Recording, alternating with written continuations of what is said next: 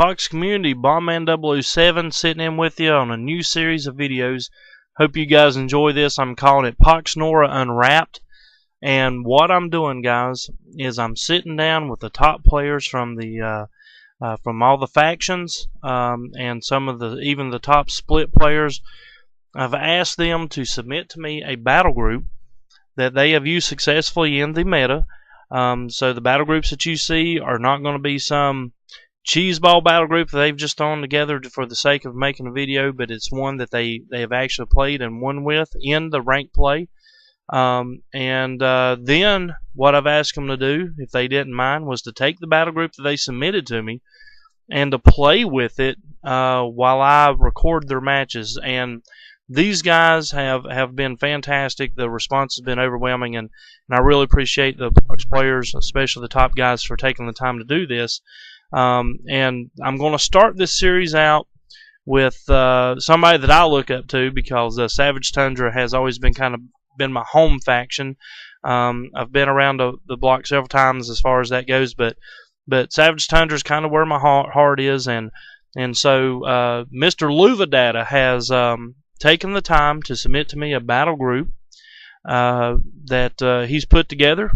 He calls it his Farron battle group, and he's also taken the time to play a couple matches with it. So immediately preceding this battle group composition part, I'm going to show you the videos that we've made with him actually playing the battle group, and showing you exactly how a top player would take this battle group and then play with it. So I hope you enjoyed this series of videos. I think it's going to be a lot of fun, and let's go ahead and get right to it. So Luvadata's Farron battle group. Now, I don't exactly have all of his upgrades for his runes written here, so if I'm mistaken on a couple of them, you'll have to bear with me. But starting out in the battle group, Luvadata has said that he plays with an Arctic Delegate. This is the ambassador for Savage Tundra. It's available through Gold 15,000, or you can currently buy them through the Sony sale that they have going on for 500 station cash. But Luva has used this one. It has a host of abilities, including Divert, Heal Champion 3. It was one of the recently buffed champs for Savage Tundra. And it has a host of good upgrades.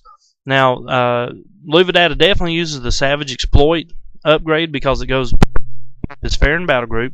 And then he either uses the Stall or the Amplify Frost. I think in this battle group he uses the Frost upgrade. But it is common for a lot of players to use the Stall as well.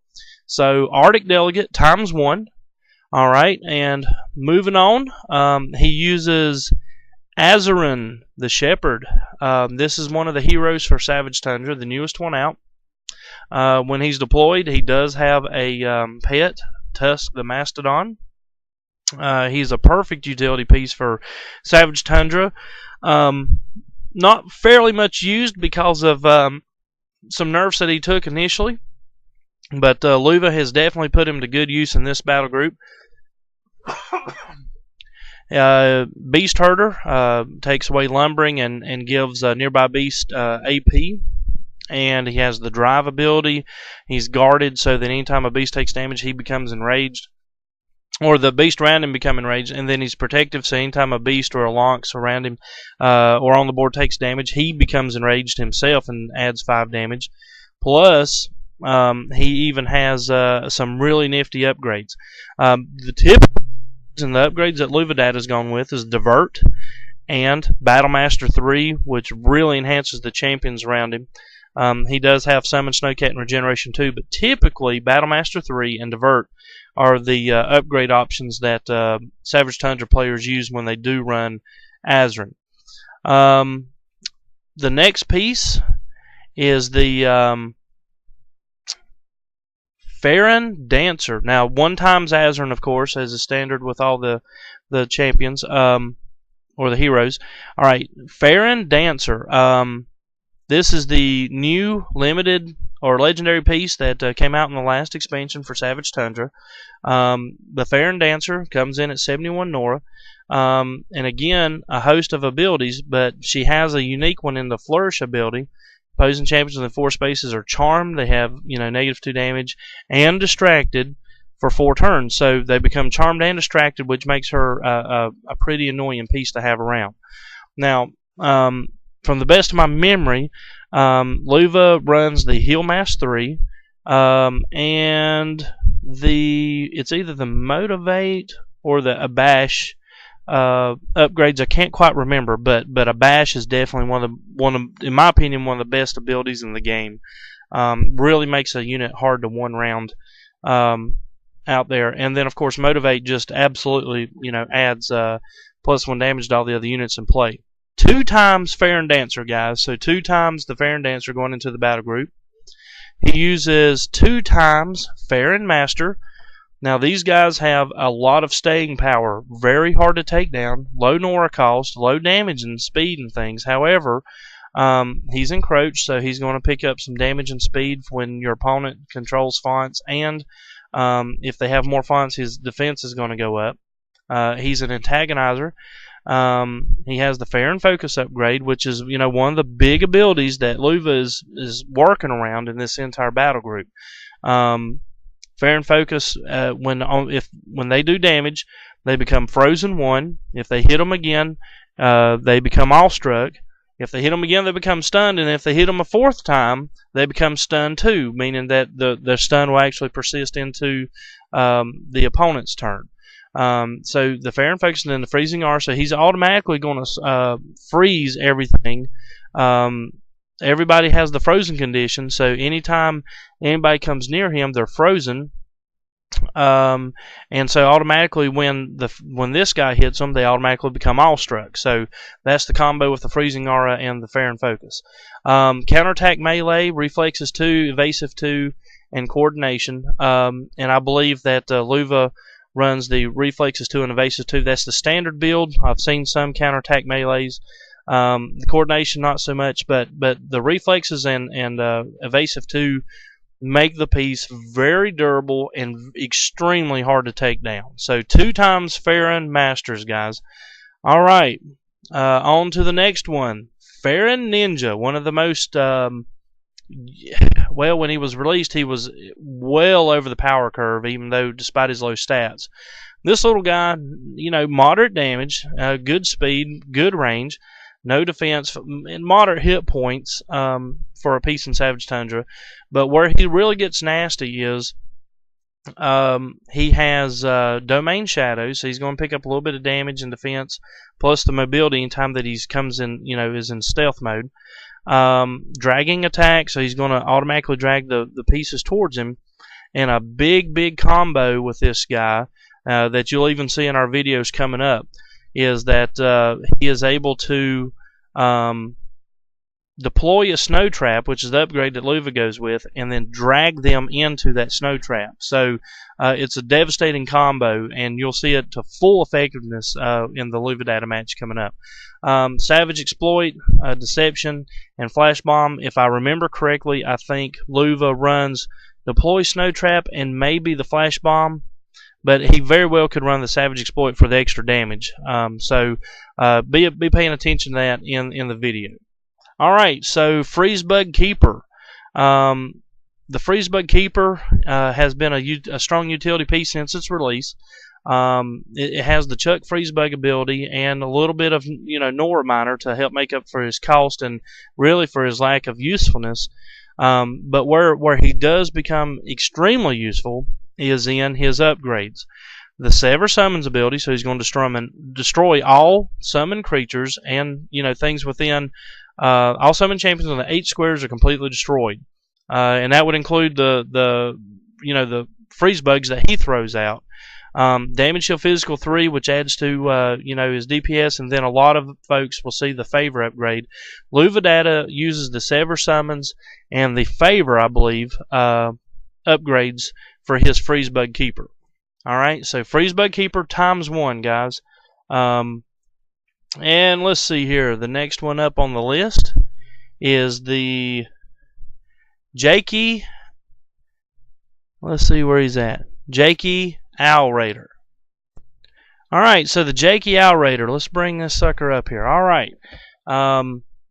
This is a piece that has been fairly much a staple in Savage Tundra. When he was first released, was seen a lot of action, and then kind of put on the back burner. But kind of hung around for the most part. It's a flyer for 75 speed, so and he's pretty quick with a 7 speed, and it's kind of actually an 8 speed, especially upon deploy because of the readiness from the Arctic ability. So he's extremely fast, and you're going to notice that in this game when Luva puts him to perfect use. He's a wind striker, and this is where he does a tremendous amount of damage. The Wind Striker ability allows him to do 6 points of damage to any flyer that's already in play, and then anytime he attacks a flyer, they automatically do 50% more damage. So Luva runs the Lift upgrade, which basically causes a grounded champion to become flying and forces them, they can't move and things like that. And the Blitz upgrade. And the Blitz, every time he moves for every space in that round, he gains a +1 to damage.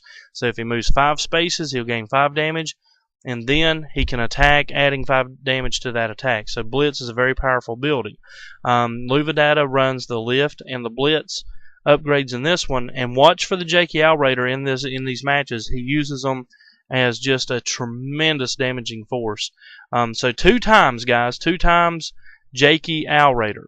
Alright, so another utility piece for Luvadata is the Jakey Starseer. Now, the Jakey Starseer has pretty much been the staple utility piece in Savage Tundra for a while. Her upgrades are pretty much static, even though Luva does use a little bit different one in this one. But Gift of Scrying, she's going to allow you to scry an additional rune each turn. Prophetic Balance, so anytime that there's AP gained outside of normal AP generation, she's actually going to gain it, and then if she can't gain anymore, she's going to help spread that to the other champions you control. And then Starshine, the closest champion to her gains a rank of Majestic as long as they're within 5 spaces. So, you know, the closest champion to her within 5 spaces gains a rank of Majestic, and that's an excellent combo that you're going to see in these matches. Nice upgrades for her. Invigorate and, well, Call to Arms I hadn't really seen used, but Invigorate is typically the one used. But what you're going to see Luvadata use is Prestige, which gives every single friendly champion Iron Will and Fearless. So it's a major, major defensive ability in Prestige. And then the Swap 3, you're going to see Luva actually use Swap to some good potential. So 1 times Jakey Starseer, guys. 1 times on the Jakey Starseer. And the next up is the next champion for Savage Tundra, Julia White Eyes. Now, Julia has really seen a lot more action here lately because of the personal equipment that was introduced to go along with her.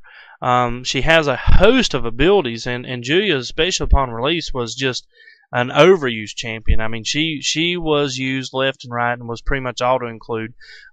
Since then, they've nerfed Declare Target and kind of brought her down to earth a little. But she's survived the nerf back for the most part, and now she's seeing action again for Savage Tundra. And Blockade is one of her signature key abilities. Anytime a champion is deployed, they automatically become distracted when they're deployed. And the reason that is so huge is particularly to stop champs with initiative. So if they have those abilities that, you know, doesn't require any AP, such as the Dune Walker in Sundered Lands that can give, you know, Trail Sand and grant Trail Sand and grant you know, Tunnel Sand. Can't use those with Julia in play because when he initially comes in, he is completely distracted. He can't do anything for that first turn. So that ability is very nice. Her upgrades, and I think the ones that you'll see Luvadata use is Heal Champion 3 and Piercing Shot 2, and really enabling her to become a sniper from long range. So keep an eye out on Julia White Eyes, of course, 1 times there. Alright, so Luva says that the next piece that he's going to throw in is the Lonx Adept. Now, the Lonx Adept was just recently buffed. It was a shoebox buff for Savage Tundra. And when he did, he added some really cool abilities to this guy. He really enhanced his survivability and things. Sokolov did, so we're grateful for that. Frost Acolyte. Anytime something takes frost damage, he's going to heal 2 points, and he does. He has Frost Nova 3 now at base. So that's good. He's an attack magical, which helps the Savage Tundra, get a little bit different type of attack type, and a Grant Frost Aura, so he can share a Frost Aura with a champion within 7 spaces, and he'll do 6 damage. Now, Luvadata is going to run the Savage Exploit upgrade, which really increases this guy's damage, and it goes along with the entire theme of the deck. Remember, Luva is going to be trying to freeze, chill, and awestruck these guys as much as he can, so that he can keep them stunned and things like that in the battle group. And the Savage Exploit, anytime that he attacks a champion with those conditions, is going to gain 1 AP and 2 damage for that attack. Plus, you're also going to see that he runs the Amplify Frost upgrade. 2 times Lonx Adept, guys. 2 times on the Lonx Adept there. Alright, and then the next piece has become a really, really used piece in Savage Tundra. Luvadata uses 2 of these guys, the Strigg Warlock, and for probably good reason. For 70 Nora, you're getting a flyer that has Blood for Nora, so you can cast a spell cheaper with less Nora, even though it does eat 20 of his health. He has the Boon of the Wind ability, like most of the Strigg do, that the nearest flyer gains +1 damage and a rank of evasive.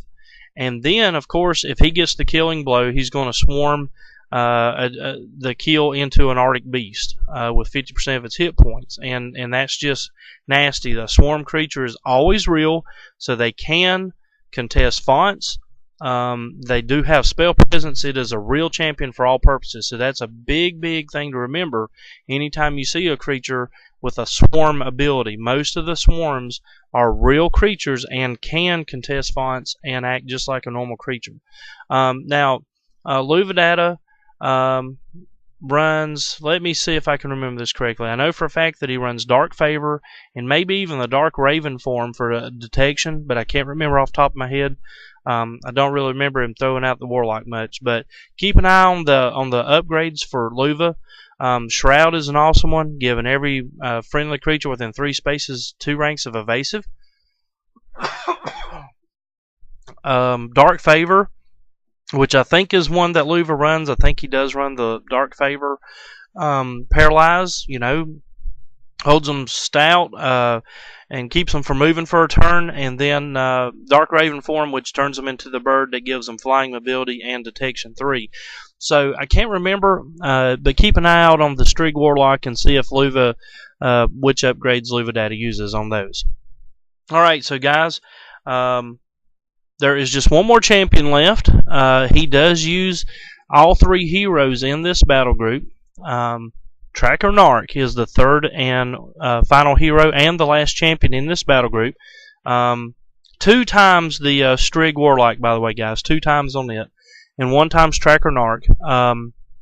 And Tracker just, he has a ton of abilities. The problem is that a lot of people complain about his survivability, so they upped his defense a little. And Luva does use him in this battle group. He's got a Bola attack, which you're going to see used in this match coming up. Initiative, which makes him really fast on his feet. Lay Trap, Frost 3. Surge, Snow Beast, Surge Beast, so every beast in play is going to get stronger, more damage. And then he's a Swarmer, so if he does get a killing hit, he's going to swarm it into a Snowcat. And again, the Snowcat swarmed by a Tracker are real champions. Luvadata uses the Leap 3 and the Health Bonus 2 upgrades. So keep an eye out for Tracker Narc, because you will definitely see him in the videos. So that is the video, the champions. 1, 2, 3, 4, 5, 6, 7, 8, 9, 10, 11, 12, 13, 14, 15, 16, 17, 18 champions, guys, in this battle group, if you're keeping track. That's, a little bit over the average, but that's what Luva's gone with in this one. Alright, so let's move on to the spells and see what Luva is packing into this thing as far as the spells go. So, if we start out, the very first spell on the list is Cleansing Storm. A cleansing storm is basically a global cleanse, so all negative conditions are removed from both friendly champions and enemy champions. You got to keep that in mind when you cast that. Friendly and enemy champions are cleansed, and then all friendly champions are healed for 5 points of damage. So, cleansing storm, 40 Nora, 1 times on the cleansing storm, guys. One in there. The signature spell for Savage Tundra is 2 times auto-occlude in just about every Savage Tundra deck, even in splits. Gale Force, the Mighty Gale. Area of Effect 2 causes 6 frost damage upon casting, and then units are knocked back 3 spaces. I could do an entire tutorial on the Gale Force, so I'm not going to take a lot of time to explain that spell, but it is an absolute signature spell. You will see Gale Force in use in Luvadata's match. So 2 times Gale Force, 2 times Ice Storm, guys. So the big area of effect for Savage Tundra, what makes it so powerful is the fact that it's an area of effect 4. All units inside the area become grounded. So if you have a flyer over chasm space, you can Ice Storm them. They'll fall right into the chasm. They take 10 frost damage and become chilled too. So, you know, they take 10 plus 2 plus 1, so 13 damage from this spell from the chilled side effect. They become grounded. And it has a nice area of effect, all for 50 Nora. That's why you see Ice Storm pretty much a 2 times auto-include for Savage Tundra players. So 2 times on the Ice Storm. Now, Luva has packed in a surprise for players. There's a lot of powerful equipments out there. So Luvadata, in order to combat that, has decided to include a rebound. Alright, now rebound says that all equipment, including your own, is returned to the rune dock with a 2-turn cooldown and a 50% Nora refund. So you have to be careful with its usage, because it's a little pricey on the Nora cost anyway, and you're going to give your 50% of the Nora back from the equipment they cast. So you have to be careful of this spell, but it's very situational. However, you know, if you've got a champion you can't kill because of a pesky equipment in play, you rebound, get rid of the champ, and then gain the field position. So Luva uses 1 times rebound. Alright, now Snowblind. Now this is a spell that I don't know if some folks understand. I think it's pretty much at least a 1 times auto-include for about every Savage Tundra battle group out there. I know I run it religiously. Very good spell. Now, here's what Snowblind says, that the next time an opposing spell that targets a single unit is cast is instead cast on the closest valid target from the original. If there is no valid target to redirect to, the spell fizzles. The effect is hidden until triggered. Alright. Snowblind has always been quirky and has always kind of had some issues with its functionality. But basically, and you're going to see Snowblind hit several times in Luva's matches, so keep an eye out for Snowblind. But basically, it's going to, if I was an opponent of Luvadata and I was trying to buff my own unit with a spell, and Luvadata's champion is the closest spell or closest champion to that target, then what would happen is I would actually steal his buff. Or if you're playing, say, a Underdepths player and they attempt to cast Retribution on their hurt champion that's really low in life, it can actually Snowblind to the next closest to their champions and force them to Retribution that champion. So Snowblind has a tremendous amount of uses and is usually at least 1 times auto-include. Now here's the great thing about Snowblind. Once you cast it, there is no duration on the spell itself, so it's automatically going to affect the next spell that's cast. But the spell immediately goes on cooldown. So what you'll notice is that in this match, it seems like Luvadata has almost cast it back to back. He does not run 2, he only runs 1. 1 time Snowblind in this deck, but it immediately goes on cooldown, so he immediately cast it again after the first cast so that he could block another spell. And you'll see that played to near perfection in the videos coming up. Alright, and then upon release, it was overpowered, took a Nora hit, and then was buffed, way over nerfed to the point of being unplayable. And then Sokolov has changed the range back to 8 spaces. Swap is one of those critical spells in Savage Tundra that really can lead to a champion's destruction. if played correctly.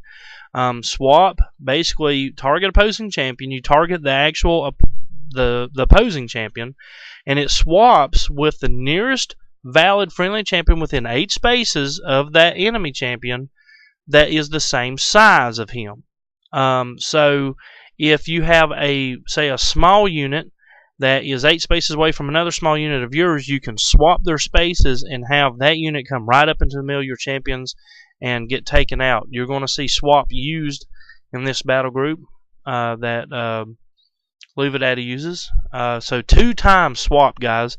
Even though it's an exotic, it's a fairly easy spell to get a hold of. So 2 times the swap on that, and then his final spell in the battle group is Wish. Wish gives basically the target champion all of its upgrade abilities.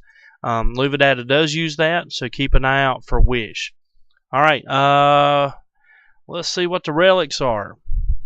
Alright, so Luvadata uses just 1 relic. It's pretty much an auto-include because of its cost and because of the nifty little buff you get.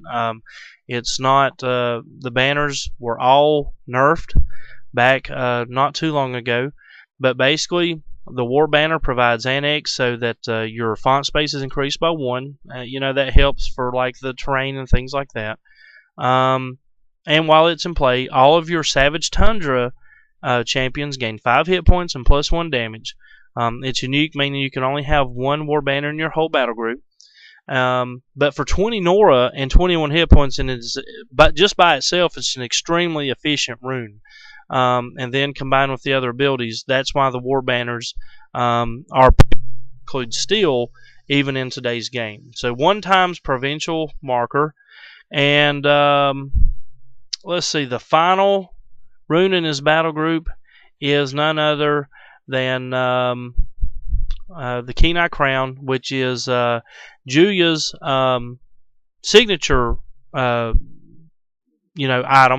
Equipped champion gains +2 to its max range. If it's equipped on her, she gains an additional +1, and she's refunded 25 Nora. So if you put it on Julia White Eye, she gains a total +3 to her range, making her a 2-8 champion, which is absolutely phenomenal. And if it's put on any other champ, they gain a +2 to their range.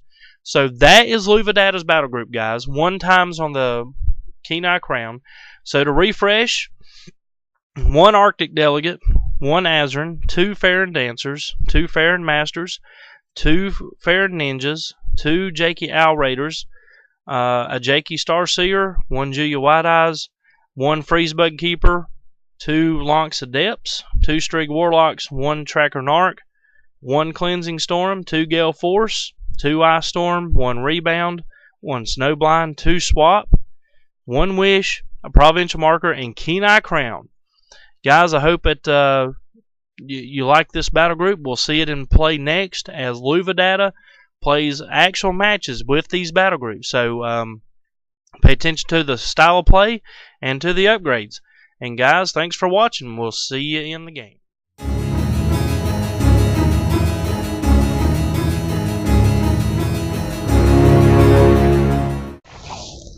What's up, Pox community? Alright, here we are in game with Luvadata's Farron battle group.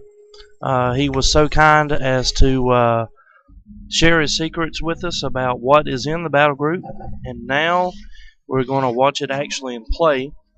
And let's see, right now, guys, Luvadata is currently ranked 52 limited, and Z-Win Kami is his opponent, coming in at 75 limited.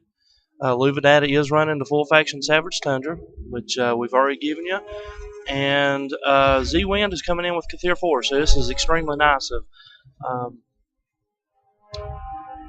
Luvadata to share this battle group with us. Now, what we're seeing right now is Luva's got out Azerin, which has the Divert and the Beast Herder, which is going to help his Tusk pet there to lose the lumbering and be able to move around normally, plus give him a few AP. He's also got Drive and Battle Master, so he's a great utility piece.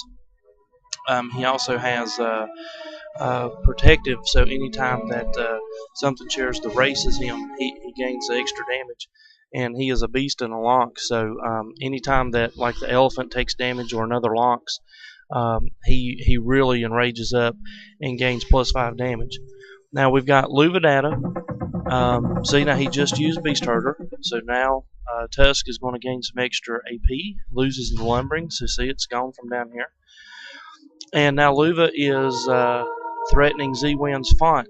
So he's got the JK Raider, and if you wonder how that thing's damage keeps stacking up, it's because of the Blitz ability. Okay, so it's a very nice piece. And now he's lifted the mage up in the air, and what that does is that gives it flying. And the reason there was so much damage done right there is because this is actually a wind striker. So anytime that he does damage to something with flying, he does an extra 50% damage.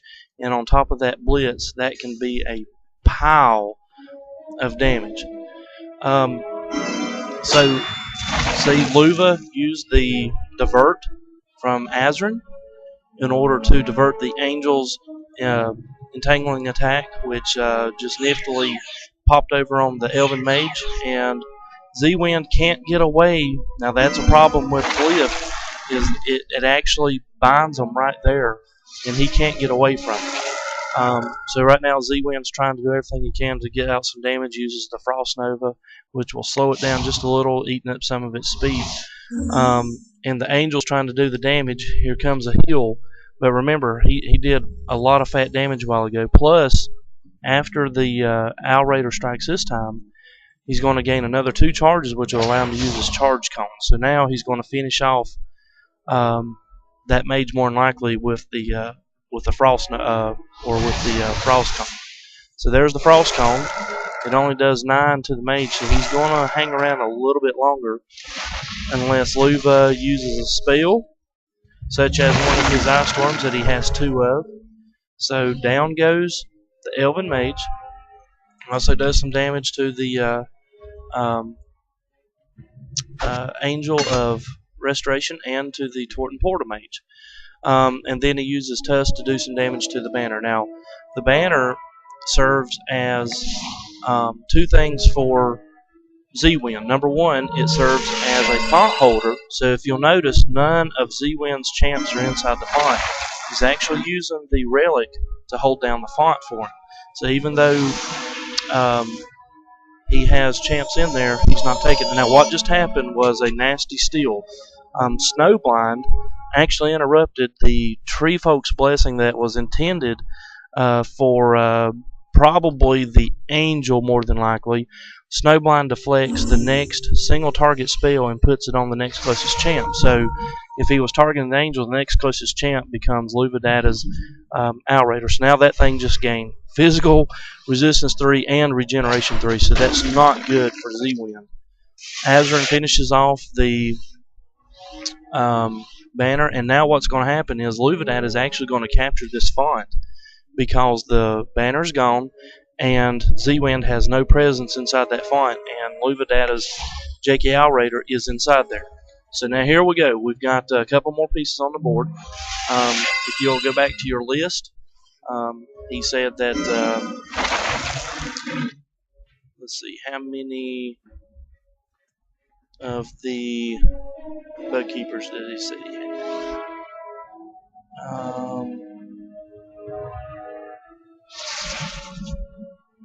I can't find him on my list.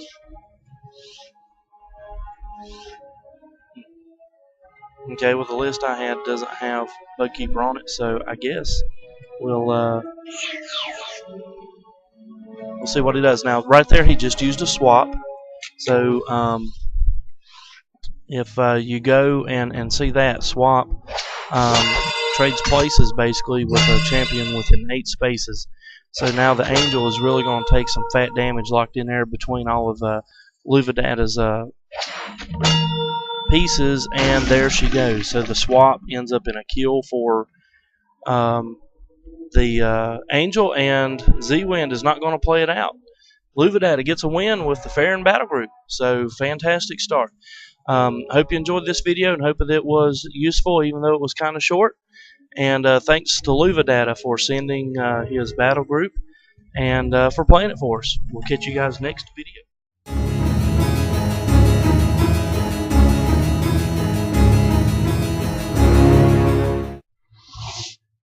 Alright, Pox community, what's happening? Coming at you with another video of Luvadata actually playing his Farron battle group. He was so kind to share it with us, and we've made a correction on the list there. It is 1 times Arctic Delegate and 1 times Freezebug Keeper instead of 2 times Delegates. So we got that fixed, and boy, right off the bat, Luvadata is going to go right straight for Kane. Kane deploys the first turn Gremlin, and Luvadata comes right back at him with a first turn Narc. Kane backs it up with a Nefari Soul Torch, and there's Data playing the Freezebug Keeper again. Let's see, this time he's playing Kane, also known as Kane 1138, currently ranked 42 Limited League. And again, Luva is at 52 Limited. He's in a standoff right now. Now, some of you guys might have asked, well, why in the world wouldn't he have went ahead and contested that font? Well, if you take Gremlic's range, which you can barely see because of it's blending in with the snow, and then if I hit the grid here, if he would have challenged here, Gremlic would have been easily been able to dish out a pile of damage on Narc and really put him down pretty quick. Now he's equipped a Tinderbox, which gives Gremlic Fire Acolyte, so he's going to heal every time fire damage is done. Fire Aura 3, and the Fire Aura 3. So he also gains, I think it's a +1 to speed, so you'll notice that Gremlic is up there at an 8 speed, which is really nasty on him. Luva's going to have to be very careful in the way that he handles that Narc, because he is pretty nasty. But Luva has gone to his font now. Kane's trying to pressure him from the south here with it and a Jakey Starseer. And anytime that it's within 5 spaces of a rune, it gives it a rank of Majestic. So Luva's going to use these 2 runes to kind of hold off that Nefari Soul Torch. So we'll see how that goes. Now Luva's jumped right in to the face of Gremlic, which is really his only choice at this stage. And then Kane is going to use Gremlic's Deception, which is going to make all these little copies. So now Luva has got to guess where Gremlic is. Now, unless he attacks here, the thing about that is Luvadata knows for a fact that either this one, or this one is the real Gremlic, because the font is still contested. Illusions cannot contest fonts, and he didn't move this one, so I'm assuming that either this one or this one is the real one. Kane's not going to leave Gremlic in the face of danger, and so now Luvadata is taking a gamble. He thinks it's this one, and bam, he is right. If that had been an illusion, it would have popped with the damage, but somehow Luva knew that this was the Gremlic. So Gremlic has taken some damage. Now Gremlic's going to heal back after he does the Fire Aura, or the Flame Nova rather, and then he uses the Firebomb on him, so he heals there. So you see Gremlic moves back up. However, Kane's going to get to be able to take a couple smashes with him now. Now up here, Kane has contested the font. Now you'll see that they're not using their champs to contest the font. He's used a relic to try to keep the Soul Torch out of danger as long as he can. But what we're going to notice next time when Luva comes up, he went and threw the Freeze Bug out, which caused some pretty good damage to the Soul Torch. But what we're going to notice next time is Luva is going to move this Freeze Bug Keeper more than likely over here to the Soul Torch in order to pressure it and move the Starseer up oh wow, okay, so what you just saw was a Gale Force. Hate to interrupt my thought there, but Luvadata just Gale Forced Gremlic into Narc. Now he did hit his own piece. However, what Luva's counting on is that he is going to be able to kill Gremlic in the 2 hits, and he's just short 1 hit point. Now that can be devastating for Luvadata if he can't get that kill, because Gremlic's going to heal. See, he's healing up. So he's already gained 3, and Narc is not going to survive this barrage of attacks from Gremlix. So see, down goes Narc. Kane gets his Nora Globe and the font back, so that was a big loss for Luva. But that's what happens sometimes. You try to do your best predictions and calculations, and you come up just a point short, but sometimes that point can really be costly. Now what Kane's done here is, since he's gotten his font back, he's going to go ahead and let Luva have his, because he's obviously outnumbered up in this area. So Kane's going to go ahead and back off of that font now with the Nefari Soul Torch, since it's definitely not going to survive another assault like it's been taken. Now, wow, Kane has deployed the Corona Bark Huntress. She's the 150,000 gold piece rune from Underdepths. She is nasty. She's got a ton of abilities. She's a flyer. She does bleed. So anytime she hits something, it becomes bloodied and drops a blood ball, which will heal her and other demons and vampires. She's mythical. You can only have 1 of her. Oblivion Shield automatically makes the first attack from any source miss when she's attacked. She's a battle leader, so every time she kills something, every champion in play heals for 4 hit points and gains a point of damage permanently. She has Thirst for Battle, so anytime that she ends her turn, adjacent to any champ, she gains +2 damage and +1 defense for each champion that she's engaged to. He's gone with the +1 speed upgrade, and she's a flyer, so she has extended spell reach. She's a Bloodseeker, and this is her unique ability. She can automatically relocate to a champion within 6 spaces as long as it's blooded, or it has less than 50% of its hit points, and it gains +2 speed for 3 turns. So it's like she goes into a mini frenzy. So she's a very nasty piece. Now, Julia White Eyes has been engaged with one of the Gremlic illusions, and the reason he would do that is to slow down Luvadata's Julia so that it can't come down here and just finish off his Gremlic. So Kane's going to try to get Gremlic as far away from the action here, and to try to do some fire damage so that Gremlic will heal. And let's see, he's using the illusions right now as roadblocks so that he can slow down Luva's charge and try to contain that charge. So here we go. Julia White Eyes, the Jakey Star Seer, Freezebug Keeper. Gremlic's going to heal off of the fire shield, so he keeps healing. And now the Freezebug pops itself, which gives Luvadata the globe, the Freezebug Keeper. And let's see what just got equipped. Probably a Keen-Eye Crown on Julia White Eyes, which gives her basically an 8 range. So if you'll notice now, she's 2 to 8 range. And Luvadata is going to go ahead and finish off one of the Gremlic illusions. Now, one thing that Luva will definitely have to take care of is the Imp Deceiver. It has that mind control ability with the voices in their heads. It really takes them over for just 2 turns, but they add Manic and Berserker and all kinds of stuff. And then Luva's obviously going to have to be careful with the Corona, because she is absolutely a machine once she gets unleashed. With Gremlic hiding out back there, Luva's going to try to do his best to get him off the field, especially since he's down so far in life.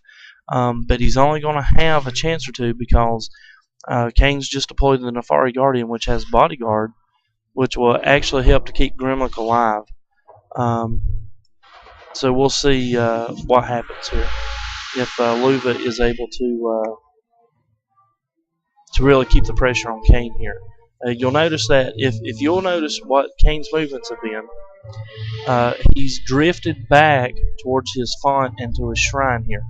He's without one of his heavy hitters, which is Gremlic right now. And so he's kind of had to force everything back down. And so Luvadata is keeping his pressure up, even though this isn't a lot of attack force up here. Kane just can't handle all the multiple fronts right now, so he's trying to bring his forces back in between his font and his shrine so that he can easily defend both. Grimlock's going to get back in the picture here soon because of the bodyguard from the Nefari Guardian. And what Luva's trying to do is keep his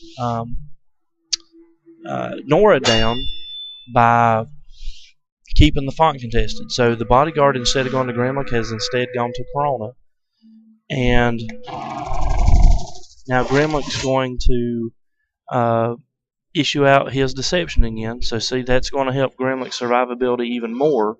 And see, that's going to help Kane now to be very, well, not very, but it's going to help him to be more aggressive with Grimlock, even though he's down low in life.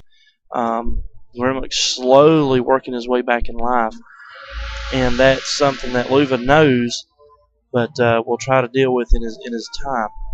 Now, the Imp Deceiver is kind of fragile, only 40 hit points, but it does have hallucinogenics, so Luvadata has to be very careful with the way that he approaches that piece. Now, here's a signature rune from Kane, Imp Familiar. It has the Replicate ability, the Doom ability, so he can basically give anything short-lived to, Mischief, and Fire Charge, and that's what its signature is, because Kane is known for taking a Ember Wasp and flying it across the board, getting it up around the shrine, dropping a couple of Morgus, which enhances fire damage, and then drops a couple Flame Blast and game over with a Flame Blast and Flame Wasp. They call it the Wasp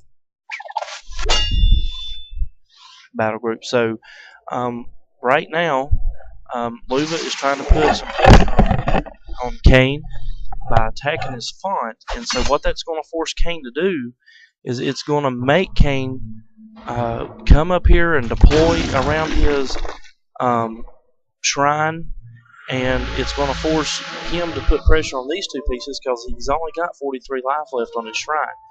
So Kane knows that he can't play around too much with these, even though they're kind of low damage pieces, he can't play around with them too much because his shrine just doesn't have a lot of life to give. So Kane is going to try to run those pieces back, probably using the Imp Deceiver and the Gremlin. So we'll see exactly how Kane plays it out. He has removed the relic from the font, so he's going to get his font back, and you'll notice that Luvadata has pulled Julia back, but with her immense range, which is so difficult to see. There you go. You can see it a little bit better there. She can hit stuff just from clean across the board, and that's what makes her so deadly. Now, what Kane has done is these two are illusions. He's pulled two illusions up to block the Freezebay Keeper. So what Kane's trying to do is he's just trying to slow up this charge here with the illusions, and he's going to work back his original Gremlin over here to be an actual threat to him. These things have a lot of hit points, so Kane knows that. And so what he's trying to do now is just delay these guys with the illusions, trying to buy some time is all he's doing. Julia strikes from halfway across the board onto the Nefari Guardian.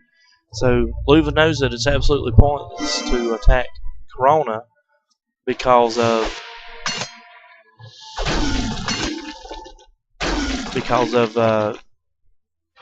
the body card condition. But did you see what happened? So Luvadata knew that both of those were illusions. He went ahead and killed them off. And he went ahead and attacked with the Starseer. So now Kane is getting into a really tight spot here. Down to just 29 life on his shrine. He's running out of time to hold Luvadata off. So he's going to have to bring that Gremlin up to put pressure back on Luvadata to keep his shrine alive. And more than likely what we'll see is he might hit the Transfigure button here. Or the Fortify. Okay, so Kane's going to go ahead with the Fortify. Now, the only problem with that is that Luvadata can still hold that shrine in check by moving up one of his freeze bug keepers or some type of creature.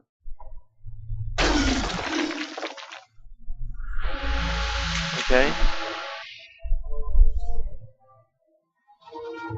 Wow. Okay. So Luvadata uses the snow trap from the Farron Ninja that he's got running around down here. If you'll notice, the fawn is still contested because the Farron Ninja is around in there somewhere holding that thing up. And what happened was is he set off. You can kind of see the snow outline right here of the trap. He had set the trap here. Now, those themselves won't necessarily, well, I don't know. They might with the Farron Ninja. That trap was contesting the font. So now Luvadata's back on the aggressive a little bit. We're going to see if he's able to finish off maybe that Nefari Guardian. And if he does, that's really going to pressure Kane big time because he's got his Shrine smoking. He's got an Angel of Pain out, which those are pains. However, Luva's really keeping the pressure on his font down here. He's got a Fair Ninja running around somewhere, which is totally aggravating and a very difficult rune to contend with. And so right now, Kane's done what he was hoping. Luvadata pulls off his charge from these two pieces as he pulls them back since they can't hurt his Shrine. So that's going to give Kane a little bit more liberty to be able to come over here and defend this font better. So we've got a Farron Ninja, we've got the Farron Dancer, the new legendary out of the Shawls, Heal Mass 3, a Cleanse ability, Flourish, which is her unique ability. Opposing champions in 4 spaces are charmed. And let's see. There's the Oblivion Shield blocking the first shot.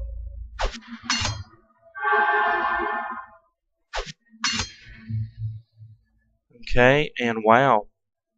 He's going to be able to put that down. Fantastic. So Luvadata with a swap. Swaps out the 2 pieces, which was the Fair Ninja, putting her down here and it up here right into harm's way. And with the range attacks from Julia and the Farron Dancer and the Ninja, he's able to kill off Corona. So that was a big loss for Kane right there. Now, if you'll notice, Gremlick has worked himself back up to 28 life, which Luva is still going to have to contend with. But right now, he's doing pretty good. Now, Nefari Guardian uses Tremor ability, so that's going to push the Ninja back, give him lumbering. Okay, and up here, look at this. Totally missed it last round. Luvadata throws out Azrin the Shepherd. Huge utility piece, Battle Master. As we talked about before, the Beast Herder and Drive. So that's going to give a lot of extra AP and damage to these guys up here. See, Kane, sensing that, has got to have Gremlick up here, even though he's low life. He's got to pull these pieces back up to defend this Shrine. Now, there's a Snow Blind. He cast Masochism on, and so now it looks as if the Imp Familiar is going to collect all the damage that is done. He probably had it targeted on the Angel, and it swapped over to the Imp Deceiver here. Now here's another problem for Kane with being severely, well, see, that's the part of the Masochism.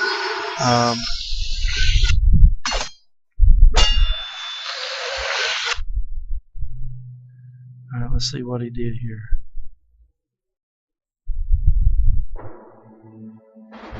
He wishes, okay, so he wished his Ninja to be more powerful, okay? So what that did was that gave him all of the abilities of his upgrades. So now the Fair Ninja has all the upgrades available to him. And look at the speed of this thing, down to just 1 as he is frozen, awestruck, and all kinds of stuff because of the Farron's ability, the Farron Focus. So it's a tiered order of things. They begin, if the first hit causes them to be frozen, second hit causes them to be awestruck, and the third hit causes them to be stunned, and the fourth hit causes them to be stunned 2 during their turn. And Luvadata finishes off the deceiver that had collected the masochism. He had intended that for the angel, I'm sure, in order for it to intensify and re-heal. But instead, it snow-blinded to the deceiver, who has very few hit points. Luvadata finishes it off with the freeze bug. And now Luva is in a great position. He's got Kane outnumbered severely in units, Gremlick, Imps, and the Nefari Guardian, but the Guardian is about done. He does have the Angel to contend with, but with Azran up here, it's going to be tough for Kane to keep that Angel alive. So we'll see how he plays this out. And Luva, sensing that shrine is very low in hit points, he might very well just make a dive right straight for the shrine and try to finish it off. So it's going to be a pretty good, interesting match here to see how this match finishes. Kane has doomed his own imp to try to get it to die so that he can collect the globe, because anytime that a short-lived unit dies, it leaves double their Nora globe. So Kane will gain back, a pretty good chunk of Nora off of that thing if he doesn't run out of time. Now, Kane backs out of the font, throws down another Orb of Protection to hold off the Luvadata from getting that, and to keep his Nefari Guardian, he hopes, alive, maybe for another turn. And we're going to see what happens here. Now, Gremlick's back to a pretty decent shape at 36 life. Julia White Eyes goes ahead and finishes off the orb, so that will allow Luvadata to do full damage from his ranged attacks. He lays a snow trap, so now the combination with the Baron Ninja is to pull their units right into those snow traps, which is exactly what he just did. That is a nasty combo from that. And now Luvadata is in full control of the font, so now Kane is all bottled up into this area here. So he's got his two imps, which one of them is going to die. They're not really a threat anyway since they're a passive unit. But the problem now is that Kane has got to keep all of his forces right in this area, because Luvadata is really putting the heat on now. Here comes a Jakey Outraider, which he has two of in his battle group. The Starseer is going to give the Freezebug Keeper Majestic, but it does have Wandering right now, so he can't use any movement. So once you click on him, you'll see that he can't move anywhere. That's because of the Wandering ability. But he's got the Starseer there to give it Majestic, so that even if that Angel does engage with that Starseer, it's going to be really cut down in its damage. Realistically, what we'll probably see is Gremlick go ahead and take out the Freezebug Keeper, which is what we're seeing. Gremlick's healing up even more. So down goes the Freezebug Keeper. No surprise there. And that's going to free up the Angel a little bit. However, Kane has got to be very careful from coming up and engaging the Starseer, because if he ends up here or here, the problem is, unless he throws a Demon Shield or something on this Angel, it's going to leave it very, very susceptible to Luvadata's units that he has lying out here in the way. If you'll notice, Luvadata has carefully placed his units just a few spaces apart so that he can easily attack from any angle. And with the high speeds of these guys, Luva is going to be able to get these units in to assist the Starseer very quickly. So Kane realizes that, pulls the Angel over here, and another Snowblind. Now that's the same one. He only plays with one, but see, after you cast a Snowblind, it immediately goes on cooldown. So you can eventually cast another one sooner than its normal cooldown, or at least so it appears, because the timing in between the Snowblinds is going to depend on the frequency that your opponent casts spells. So again, he has deflected the Snowblind, the Masochism, and let's see where it ended up. It ended up on Gremlick this time. You can tell by clicking on a unit and then looking for the little buff down here. So Masochism, it has ended up on Gremlick, which now, see, that's really going to hurt, because if Luvadata just focuses all the damage here on this angel. Everything that applies to the angel goes instead to Gremlin, and that could really spell the end of Gremlin here, as he only has 44 hit points. Now he moves the Jakey Outrider in, and see, there it is. That's the huge part to drive. It gives that bird that extra 1 AP, which allows it to attack, and that is huge because that thing does tremendous damage against flying creatures. Here goes Julia White Eyes to work on it, which does another 18, and then Grimlick is done, and Kane is really going to be in a pickle at this stage. Shrine is down to 19. He's only got the Angel of Pain to serve as a threat on the board. Luva has the font completely controlled with the Ninja, the Dancer, and now throws out his Arctic Delegate.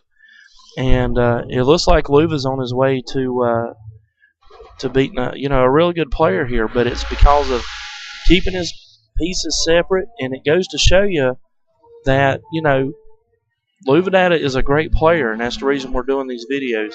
But he is really able to keep his opponent contained. He uses positioning, which is huge for Savage Tundra, and he's used his runes all together in order to pull off this win.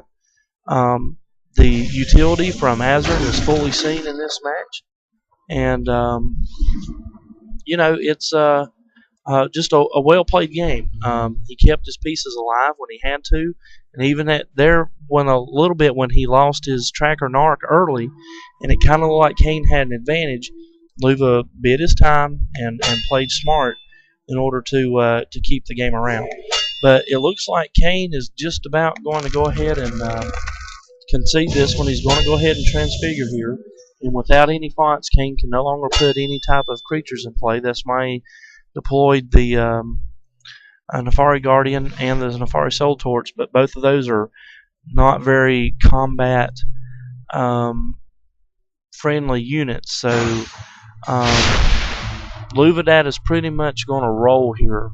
The Angel is going to say bye-bye to the Owl Raider. That shouldn't be much of a problem. And then with Tusk, Tusk was up against the Shrine, so when he transfigured, not only did Julia's blockade stop the AP gain from all those initiative units, but it also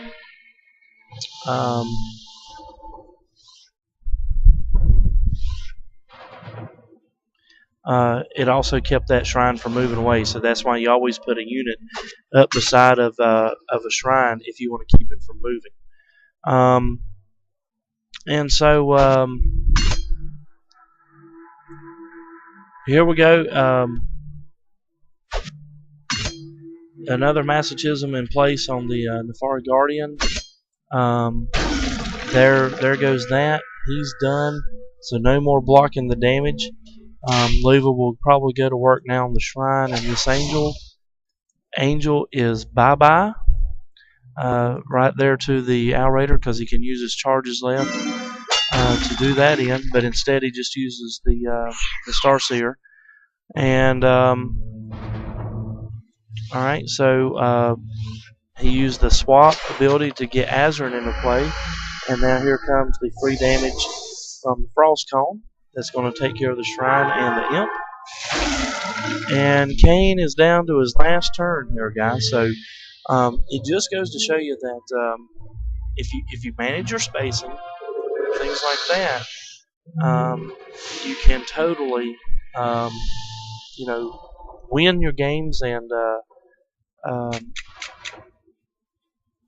use less than stellar runes. I mean, I realize that Luva's got some pretty good runes in this battle group, but if you'll take a look at how he's built his deck, he's built it around the ability of the runes to work together and the best chance for him to take a win. Kane, for the fun of it, cast Shadow, which steals everything on the board, but Luva's just going to go straight for the Shrine at this stage and put this game away. Julia White Eyes with a hit from long range, and that's going to do it. Down to 2. Good game, Kane. Good game, Luva. And Luvadata, again, we appreciate you taking the time to share your battle group with us and to show us exactly your play style. We really appreciate it, and guys, I hope you've enjoyed this. It's been hopefully informative and educational. We'll wind up 007 here, and we'll catch you guys next video.